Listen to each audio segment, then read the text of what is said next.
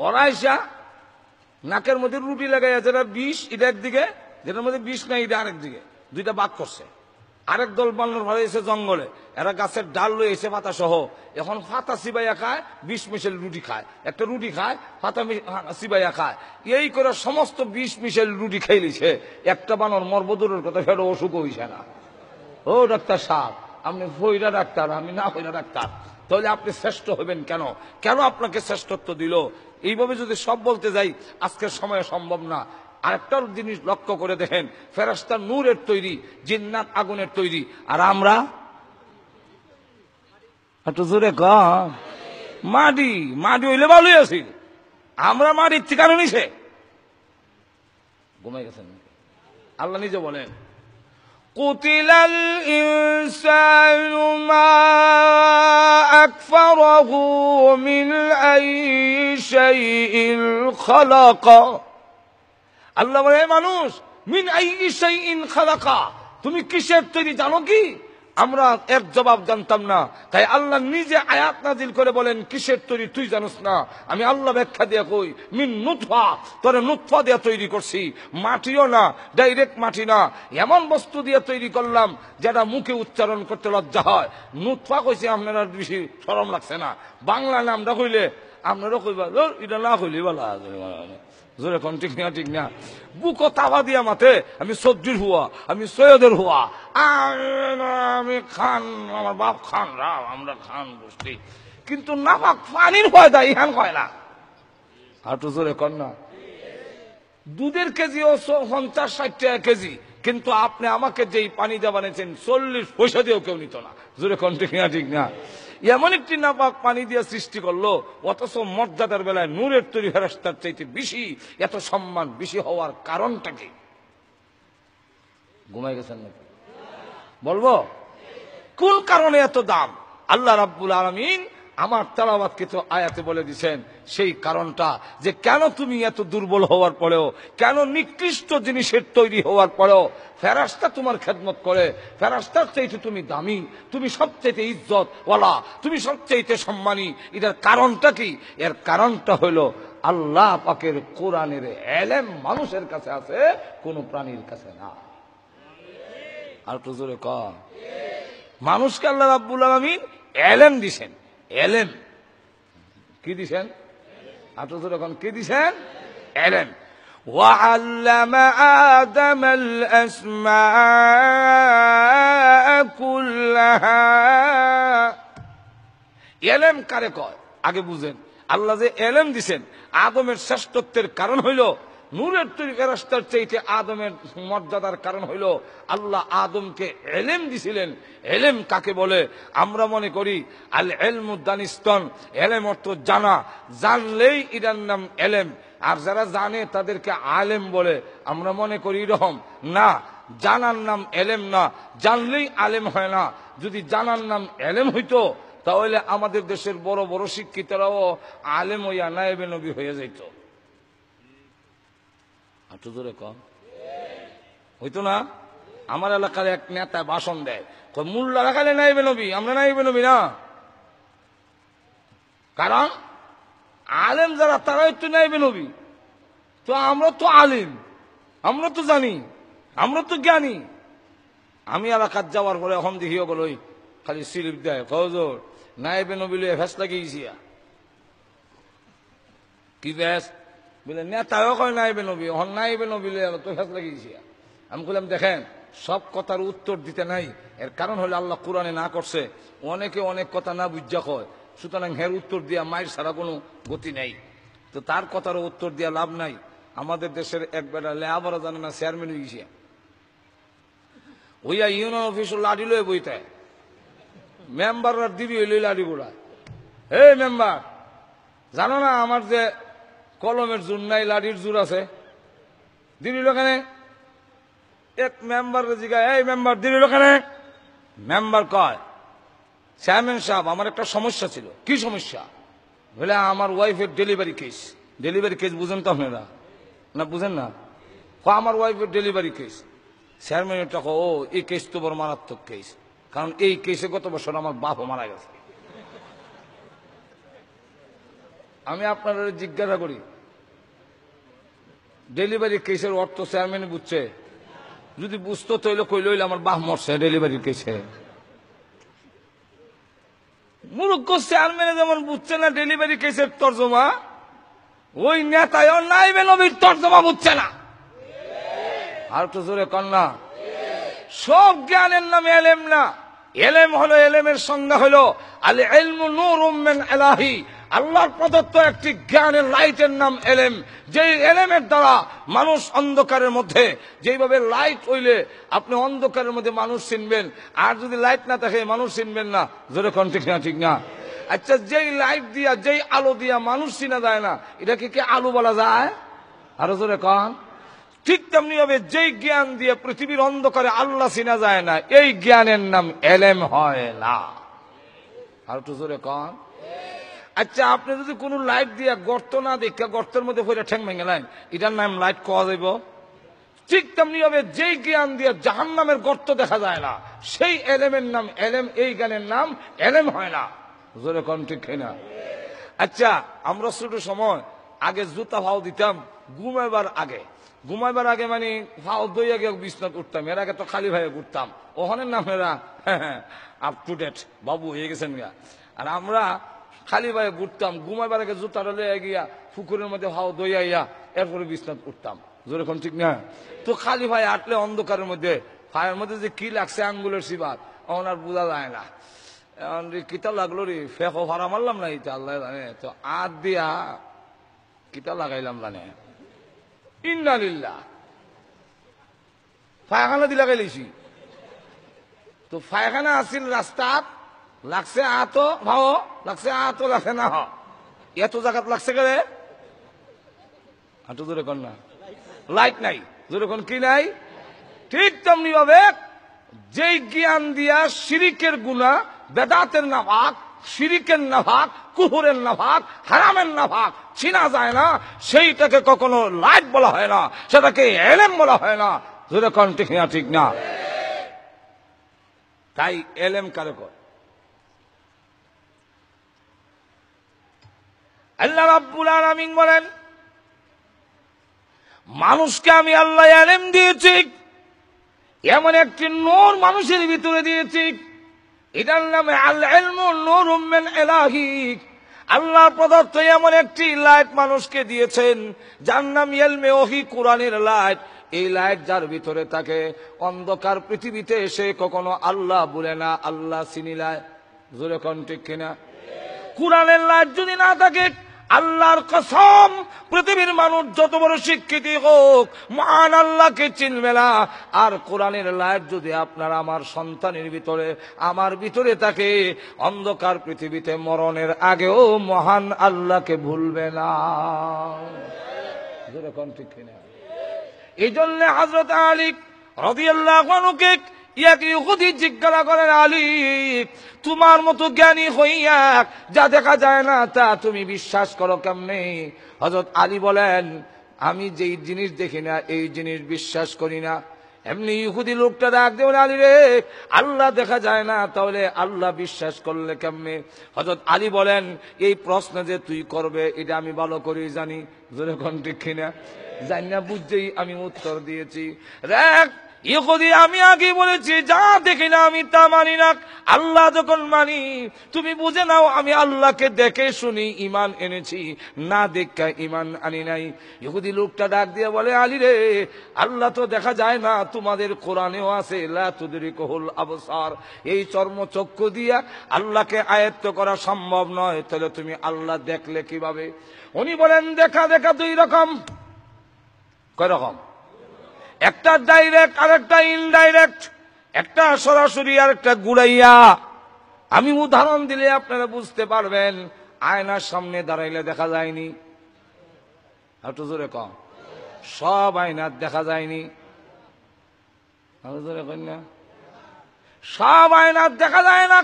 কোন আয়নার দেখা যাক? যে আয়নার পিছন দিয়ে ফারত লাগাই। জোরে কন ঠিক কিনা? সব আয়নার যেমন ছবি দেখা যায় না, ঠিক তেমনি হবে সব জ্ঞান দিয়ে আল্লাহ দেখা যায় না। ওরে ইহুদি, ওই আয়নার মধ্যে যেমন দেখা যায় কিন্তু ধরা যায় না, ছোঁয়া যায় না, বাংলেও আপনারে পাওয়া যায় না। ইহুদি সব জ্ঞান দিয়ে আল্লাহ দেখতে পাবে না। কোরআনের জ্ঞান তুই ভারত লাগাক, তোর জ্ঞানের সাথে কোরআনের আলো যদি লাগায় দাও, প্রত্যেকটা মাখলুকের দিকে তাকায় দেখ, আমার মহান আল্লাহর ছবি প্রত্যেকটা মাখলুকের ভিতরে দেখা যায়। জোরে কোন ঠিক কিনা?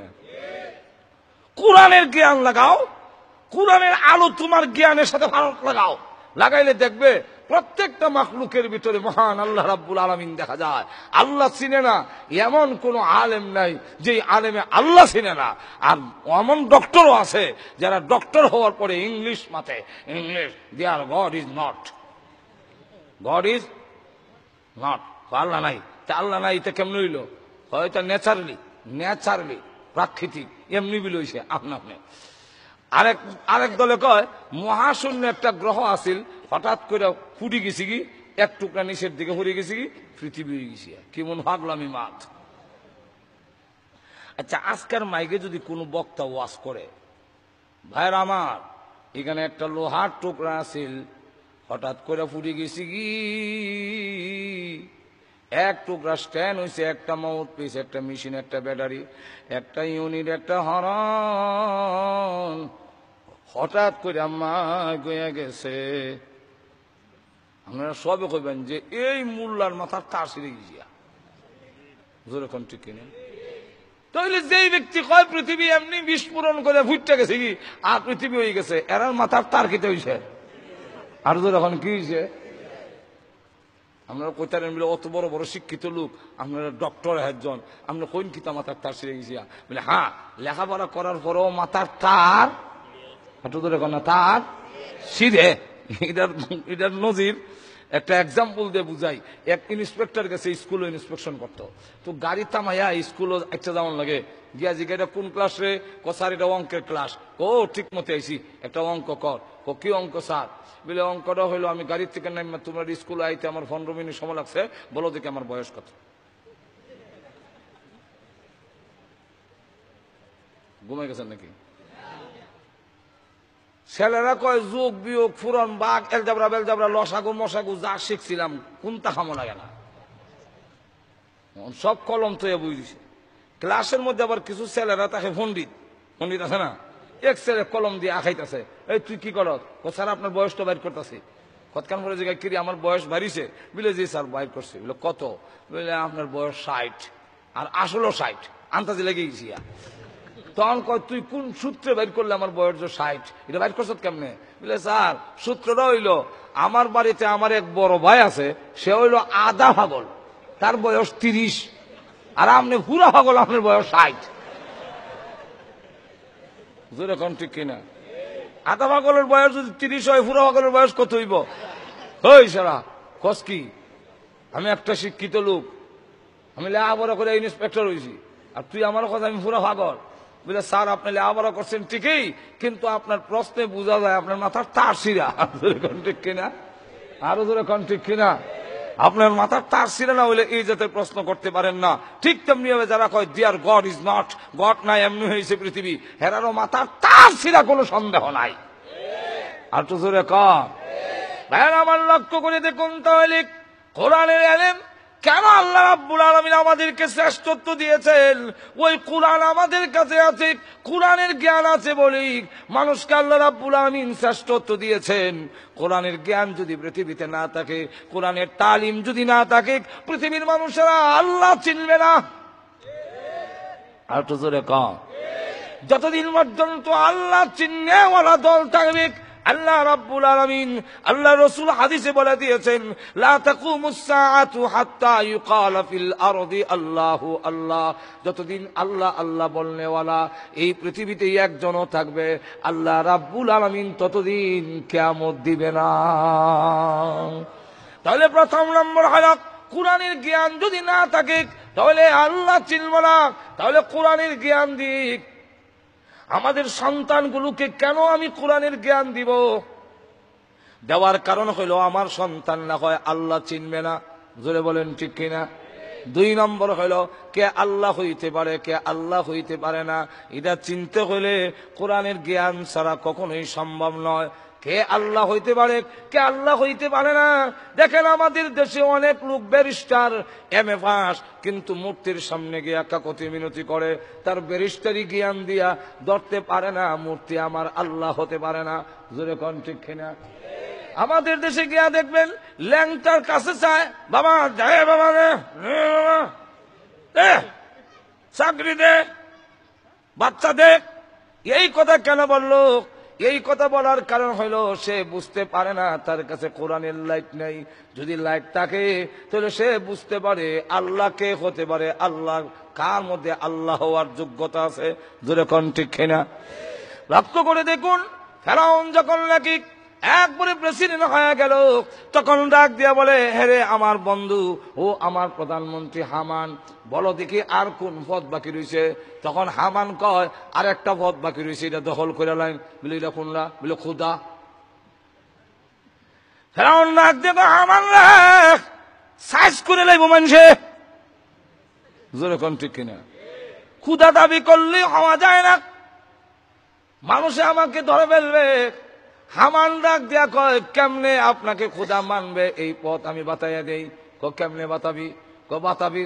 বাতানির কারণ হইল যত ধর্মীয় শিক্ষক আছে সবটিরে সাইজ করে লাইন, আর ধর্মীয় শিক্ষা বন্ধ করে দেন। ধর্মীয় শিক্ষা যদি না থাকে এই পৃথিবীর মানুষ কোনদিন আল্লাহ আর বুঝবে না। যেই দাবি করবে তার কথাই মানি লইব। জোরে কোন ঠিক না? ঠিক না? আপনি এই বন্ধ করে দেন। ফেরাউন 100 বছর পর্যন্ত ধর্মীয় শিক্ষা বন্ধ করে দিল। আর যত মোল্লা আছিল, ধর্মীয় শিক্ষক আছিল, সবটিরে সাইজ করে লাইছে। 100 বছর পরে আল্লাহ কোরআনে বলেন, ফাহাশারা ফানাদা ফাকালা আনা রাব্বুকুমুল আলা। এরপরে সব রে জমা করে কয়, আওয়াজ দিয়ে ভাষণ দেয়। ফানাদা, আওয়াজ দিয়ে ভাষণ দেয়। ফাকালা আনা রাব্বুকুমুল আলা, আমি কি তোমাদের পালনেওয়ালা নই? সকলেই এক বাক্যে কয়, আপনি না হইলে আর কেন হইতো? কেন? ধর্মের জ্ঞান নাই তো, বুঝে না। কিন্তু ফেরাউনের ঘরের ভিতরে একজন পুরুষ আর একজন নারী রয়ে গেছে, কাঁদতে ভাসে না। একজনের নাম পুরুষটার নাম হিজকিল, আর মহিলার নাম হলো হাদিসে এসে মাশেতা। এই দুইজন আল্লাহ আল্লাহ কয়, বিচ্ছে বিচ্ছে প্রকাশ করে না। তাদের 2টা বাচ্চা আছে, ছোট 2টা মেয়ে, একটা হলো একটু বড় আর একটা দুধের বাচ্চা। এই অবস্থায়ও 100 বছর পর্যন্ত তাদের সিনার মধ্যে আল্লাহ ধরে রেখে দিয়েছেন। হঠাৎ করে একদিন ওই মহিলার হাত থেকে ছিরিনি পড়ে গেছে। উঠাবার সময় কয়, আল্লাহ তোমাকে যারা আল্লাহ শরীক মানে না তারা ধ্বংস হয়ে যাক। এই কথা বলার সাথে সাথে ফেরাউনের মেয়ে জিজ্ঞাসা করে, তুমি কার কথা বলো? আমার আব্বার কথা। আমার আব্বারে যারা মানবে না তারা ধ্বংস হয়ে যাবে। মহিলা ডাক দিয়ে, না গো, তোমার আব্বা আল্লাহ হতে পারে না, খোদা হতে পারে না। আসমান আর জমিন তোমার আব্বা আমাকে যিনি বানাইছেন তিনি হলেন আমাদের রব্বুল আলামিন। মেয়ে গিয়া দৌড়ে বাবার সামনে কেঁদে কেঁদে বলে, আমার যে চুল আশ্রয় দেয় এক মহিলা, এই মহিলা বলে, আপনি ছাড়া নাকি আরো রব্বুল আলামিন আছে, আপনাকে আসমান জমিনকে যিনি বানাইছেন তিনি নাকি রব্বুল আলামিন। ফেরাউন তো ভিতরে ভিতরে ওয়াজাক, হ্যাঁ এটা রইল কেমনে? এই কথা হইল কই? সব তো কারি লাইলাম। মহিলার এটা কেমিছে। আর হিজকিল হিজরত করছে, জঙ্গলে গেছি, গোয়েন্দা ভাড়াইছে তাকে ধরার জন্য। গিয়া দেখে 2 গোয়েন্দা যে হিজকিল জঙ্গলে দাঁড়ায় নামাজ পড়ে, আর জঙ্গলের যত হিংস্র প্রাণী আছে সব মুসল্লি লাইন ধরে দাঁড়াইছে। উনি যখন মাথা নোয়ায়, বাঘ বা লোক মাথা নোয়ায়। উনি যখন সেজদাত যায়, সব প্রাণী মারি থইলে বস। আবার উনি উঠলে হেরা উঠে, হেরা হইল মুসল্লি, উনি ইমাম। এই দৃশ্য দেখে এরা হইলে কিরি। আর উনি যেহেতু ফেরাউনের দরবারে ছিল, হেরারে দেখে চিনি লইছে যে গোয়েন্দা। তখন তিনি একটা দোয়া করলেন, আল্লাহ আমার কথা যে লুকাইব তারে পুরস্কার দিও, আর যে আমার কথাটা প্রকাশ করে দিব তারে তুমি বেইজ্জত করো। ওনার দোয়া আল্লাহর দরবারে কবুল হয়ে গেছে। 2টা, একটাই গিয়া 2টা ফেরাউনের কাছে কয়, হিজকিল ভাইছি। বলে কই ভাইছ? বলে জঙ্গলে। জঙ্গলে কি করে? দাঁড়ায় কি করে আল্লাহ মানে কি করে যে জানি না, কিন্তু হিংস্র প্রাণী বাঘ ভাল্লুক সব তার পিছনে মুসল্লি হইয়া দাঁড়াইয়া, উনি যখন মাথা নোয়ায় হেরাও মাথা নোয়ায়, এবারে যখন মাটির যায় সব প্রাণীরা মাটির পয়লা গুট দেয়। ফেরাউন কয় ইমন আশ্চর্য কথা আমার বাপ দাদা 14 গোষ্ঠী শুনছে না, তুই পুরস্কার হবে লেগে এইরকম বানাই আনছ, নাটক সাজাইছ? না না বাস্তব। তুই কি একলাই দেখছ, আর কেউ দেখে নাই? বলে হ্যাঁ আরোজন দেখছে, আমার সাথে আরোজন আছে গোয়েন্দা অফিসার। বলে হেরে আনছে বলে আল্লাহ কুদ্দুতির রাবার দিয়া হের ব্রেন টিকা একবারে মুছি লইছে। কিরে হে যে কইল হিস্কিল বিলে জঙ্গলে দাঁড়ায় কি করে হিংস্র প্রাণীর পিছনে লাইন দিয়ে রাখা, এতে কি কথা সত্য? এখন জিন্দিগি তুই মন ঘটনা মিলছে না, আল্লাহ বুলাই দিছে। এমনি জল্লাদের হুকুম দিছে এ রেখা দিলা, আর যে কইছে যে দেখছে না এর পুরস্কার দিয়ে বিদায় দেয়। মা সাথে এমন গ্রেফতার করছে, হ্যাঁ মহিলা তুমি নাকি আমার ক্ষুদা মানো না? বলে না। কেন মানুষ না? করলে আমার আর কারণ হলো তুমি ক্ষুদা হতে পারো না, আমার ধর্মীয় জ্ঞান রয়ে গেছে। এখন লক্ষ্য করে দেখেন যে মা সেটা কয়, তারা জিজ্ঞাসা করে তুই আমার ক্ষুদা মানুষ না কেন? সে কয় আমার কাছে এলেমের লাইট আছে, ধর্মীয় জ্ঞানের লাইট আছে, এই লাইট দিয়া দেখি তুমি ক্ষুদা হওয়ার যোগ্যতা রাখো না। বলে কেন? তুমি যদি ক্ষুদা হবে তো ইমন বম্বাস্টিক মার্কায় এক নাক কেড়ে তুমি নাকটাকে সাইজ করে বানাইলে না, এখানে যে নিজের নাকটাকে সাইজ করে বানাইতে পারে না সে অন্যের মাবুদ হইতে, আর তো ধরো মাবুদ হইতে পারে না। দেখ খালি লাইমু, জানো না আমাদের কাছে দিনই এলেমের লাইট, এই লাইট আছে, তুমি মেরে ফেলবে, এই হুমকি দিয়ে আল্লাহর কাছ থেকে সরাতে পারবে না। তোমার 2 বাচ্চারা জব করে লেমু। বলে হ্যাঁ জব করে নিতে পারো। তার এক বাচ্চারা জব করে লিছে, জল্লাদের হুকুম দিল জব করো। জব করে যখন গরম তেলের মধ্যে ছেড়ে দিছে তখন মেয়েটা কাটা গলা অবস্থায় ডাক দিয়ে এখন মা ঘাবড়ায়েন না, যদিও আমাদেরকে কেটে ফেলেছে কিন্তু পরবর্তী জিন্দেগি শুরু হয়ে গেছে, কিয়ামতের মাঠে আপনার সাথে আমার আবার দেখা হবে, চিন্তার কারণে। মহিলার সামনে এবার ডাক দেওয়া, মহিলা গো তোমার দুধের বাচ্চাকে জবাই করা হবে, এখনো সময় আছে, তুমি আমাকে খোদা মেনে নাও। মহিলা ডাক দেয়া বলে মা সেটা শুধু আমার 2 বাচ্চা কেন, আল্লাহর কসম করে বলি আমার সামনে যদি তাম পৃথিবীর মানুষগুলো এক একটা করে জবাই করতে দেখো, আল্লাহর কসম করে বলে একটা মুহূর্তের জন্য আমার মহান আল্লাহ আমি ছাড়ব না। সময় কম। এখন লক্ষ্য করে দেখেন দুধের বাচ্চাকে জল্লাদের হুকুম দিল জবাই করো, দুধের বাচ্চাকে যখন কেটে ফেলছে গরম তেলের মধ্যে ছেড়ে দিবে, হাদিস শরীফের মধ্যে এসে আল্লাহর রাসূল বলেন ওই দুধের বাচ্চার জবান আল্লাহ খুলে দিছে। মা যে চটপটি আরম্ভ করছে, আল্লাহ আমি মা, আমার সামনে আমার বাচ্চাকে জবাই করা হয়েছে, আল্লাহ আমার অন্তরে তোমার যে কত ভালোবাসা, তোমার আমার 2 বাচ্চা জবাই করে ফেললো, আমাকে জবাই করবে, কিন্তু তুমি সাক্ষী দেখো তোমার ভালোবাসার জন্য আমার সন্তান উৎসর্গ করলাম, তথাপি আমি তোমাকে ছাড়ি নাই। এখন দুধের বাচ্চার জবান আল্লাহ খুলে দেয়া কয় তোর মারে সান্ত্বনা দিয়ে আয়। হাদিসের মধ্যে আইছে বাচ্চা তখন ডাক দেয়া কয় ইয়া উম্মা ইসবিরি ফাইন্নাকি আলাল হাক্কে, হে আম্মা জান সবর করেন, ধৈর্য ধরেন, আপনি হকের উপরে আছেন গো মা। যদিও গলা কাটে কষ্ট হয় না, গরম তেলে ছাড়লে কষ্ট হবে না মা গো, গরম তেলে ছাড়তে দেরি হয়, আল্লাহর তৈরি জান্নাতের ভিতরে যাইতে 1 মিনিট দেরি হয় না।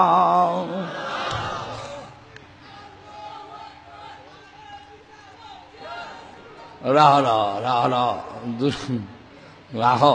ভাইয়ার আমার লক্ষ্য করে দেখেন এই অবস্থা যেই মাত্র নাকি ওই বাচ্চাকে গরম তেলের মধ্যে ছেড়ে দিয়েছে, এবার মহিলার পালা। মহিলা ডাক দে বলে ওরে ফেরাউন আমাকেও জবে করবে, কিন্তু একটা ওসিয়ত। কি ওসিয়ত? আমাকে জবাই করে গরম তেলের মধ্যে যখন ছেড়ে দেওয়া হবে ওই সময় হাড্ডিগুলো আমার বাচ্চাগুলোর যেইভাবে আলাদা হয়ে গেছে আমারও আলাদা হয়ে যাবে, 3 জনের হাড্ডিগুলো এক জায়গায় দাপন কইরো, এই হলো আমার ওসিয়ত। ফেরাউন কর ঠিক আছে ওসিয়ত মানলাম, 3 জনের হাড্ডি এক জায়গায় দাপন করা হয়েছে। এক কবরের মধ্যে দেওয়া হয়েছে। মহিলার উদ্দেশ্য হলো কিয়ামতের কঠিন ময়দানে যেদিন উঠব আমি আল্লাহর দরবারে আমার 2 বাচ্চা সহ আমার গলা কাটা যে যে অবস্থায় শহীদ হয় ওই অবস্থায় আল্লাহর দরবারে উঠবে। কিয়ামতের কঠিন ময়দানে আল্লাহর সামনে যখন উঠব আল্লাহ তাকায়া দেখবে আমার গলা কাটা, আমার 2 বাচ্চার গলা কাটা। আল্লাহর দরবারে হাজির হয়ে বলবো, প্রভু গো, তোমার জন্য আমার গলা, আমার জীবন এবং আমার বাচ্চাদের জীবন উৎসর্গ করেছি, তথাপি তোমাকে ছেড়ে দেই নাই। এই কারণে এক জায়গায় দাফন করার জন্য ওসিয়ত করেছে, দাফন করেছে ঠিক। বিশ্বনবী রাহমাতুল লিল আলামিন মেরাজে যাওয়ার সময় বাইতুল মুকাদ্দাস যখন গেলেন, আল্লাহর নবী তখন ডাক দিয়া বলেন, ও জিবরাইল, আমার নাকের মধ্যে জান্নাতের সুঘ্রাণ লাগতেছে, মনে হয় জান্নাতের কাছে এসে গেছি। জিবরাইল বলেন, না গো নবী, জান্নাত বহুদূর, তাহলে জান্নাতের সুঘ্রাণ আমার নাকে লাগে কেন? জিবরাইল ডাক দিয়া বলে, গো নবীজি, ওই যে মাসেদা এবং তার 2 বাচ্চা সহ জবাই করে হাড্ডিগুলো এক কবরে দাফন করেছিল, সেই কবর থেকে জান্নাতের সুঘ্রাণ আসতেছে।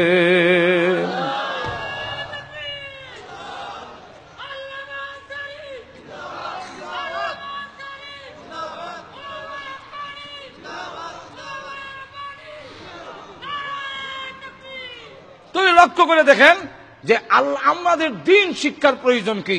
দিন শিক্ষার প্রয়োজন হলো আল্লাহ চিনতে হলে, আল্লাহ কে হতে পারে তাকে চিনতে হলে আমাদের সন্তানগুলো যদি চিনতে হয় তাহলে অবশ্যই সন্তানগুলোকে দ্বীনি তালিম, কোরআনের তালিম দিতে হবে।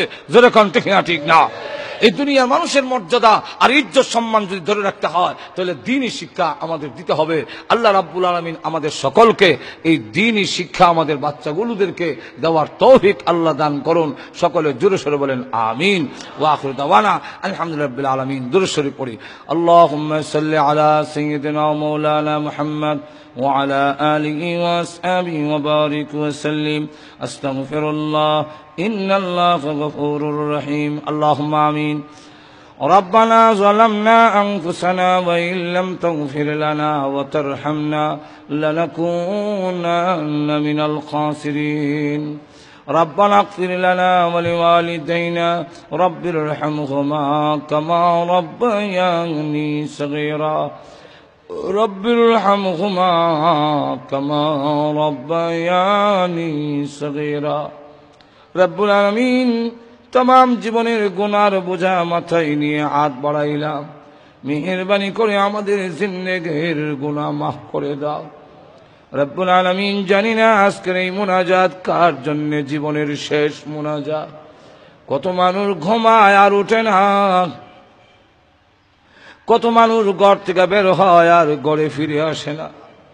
আল্লাহ, জানি না গো কার জন্য কাফনের কাপড় দোকানে জমা হয়ে গেছে। এমনও হতে পারে আগামী দিন এই সময় আমি কবরের বাসিন্দা হয়ে যাব। আল্লাহ, মৃত্যু আসার আগে আগে মেহেরবানি করে আমাদের জিন্দেগীর গুনাহ মাফ করে দাও। আল্লাহ, মেহেরবানি করে আমাদের জিন্দেগীর গুনাহ মাফ করে দাও।